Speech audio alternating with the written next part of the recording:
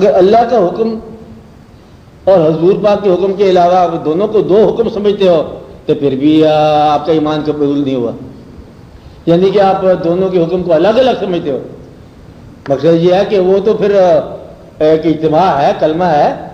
تو اللہ کا حکم، اللہ کے حبیب صلی اللہ علیہ وسلم کا حکم، اللہ کے حبیب صلی اللہ علیہ وسلم کا حکم، اللہ کا حکم۔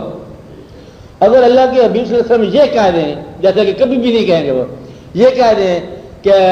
تم ہمارے ساتھ چلو جہاد پر، تو آپ یہ آ کے کہہ دو جی میں نماز پڑھ لوں، تو پھر یہ نماز نہیں ہے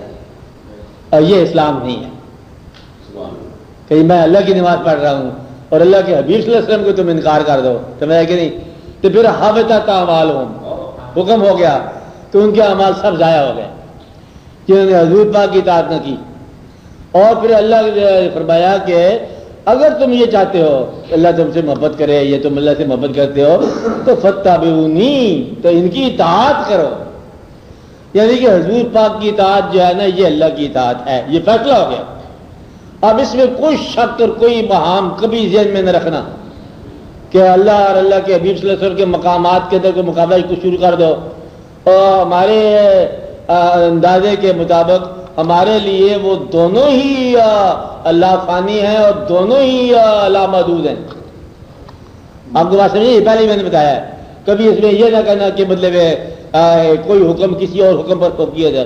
آپس میں وہ فوقیت رکھیں یا نہ رکھیں ان کا کام ہے، ہمارے لیے دونوں برابر کی اہمیت ہے۔ ہر چند کے ہم یہ نہیں کہتے کہ حضور پاک اللہ ہے، بات سمجھے نا، لیکن ہمارے لیے ماننے کے اندر اتنی ہی اہمیت ہے جتنی اللہ کے حکم کی۔ آپ بات سمجھ رہے ہیں نا، تو حضور کا حکم ماننا، حضور پاک کی ہر بات کو ماننا، حضور پاک کی محبت جو ہے اللہ کی محبت ہے، لیکن حضور پاک کی محبت کیسے ملے؟ اب اس تلاش میں جب لوگ نکلتے ہیں تو پھر ان کو کہیں نہ کہیں مطلب بات کی سلسلے ملتے ہیں جہاں حضور کا ذکر ہوتا ہے، حضور کی بات ہوتی ہے اور حضور سے ان لوگوں کے رابطہ ہوتا ہے، جیسے بھی مطلب باطنی طور پر ہوتا ہے، وہاں جا کے پھر ہم اپنی الجھنیں، اپنے واقعات جو ہے نا وہ بیت کی شکل میں پورا کرتے ہیں۔ اور پھر اگر کبھی ہمارے ذہن میں فرق محسوس ہو تو اس وقت تک بیت نہیں کرنا۔ آپ بات سمجھ رہے ہیں کہ جب تک آپ شیخ اور اللہ اور اللہ کے حبیب صلی اللہ علیہ وسلم کے درمیان آپ کو کچھ فرق محسوس ہو، محبت کے درمیان کو فرق محسوس ہو، اس لیے وہ بیت نہیں کیا کرتے۔ ایسا ہے نا آپ کا بات۔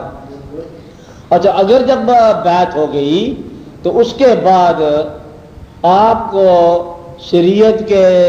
سمجھنے میں ذاتی ذہن کا استعمال کرنا منع ہے کہ شریعت کیا ہے، کیا سمجھنا ہے۔ آپ کے پیر صاحب نے بلا لیا، کہتا بات سنو، انہوں نے کہا جی میں ذرا تھوڑا سا فقہ پڑھ لوں، تو فقہ تو نہیں پڑھے آپ نے، تو پھر پیر کی بات ہی فقہ باندھا، وہ جو کہیں وہ کر ڈالو۔ اور اگر پیر صاحب کو آگے سے آپ سنا دو کہ میرے خیال میں حدیث صرف یوں ہے تو تسی آپ عمل اصلاح کرو، تو پھر یہ کوئی بات نہیں ہے اور یہ کوئی واقعہ نہیں ہے۔ تو گویا کہ آپ پیر کو ماننے کے بعد پیر کی بات اسی طرح اہم ہے جس طرح اللہ اور اللہ کے نبی صلی اللہ علیہ وسلم کی بات ہے، یہ اسی ضمن میں مطلب یہ ماننے والی بات ہے۔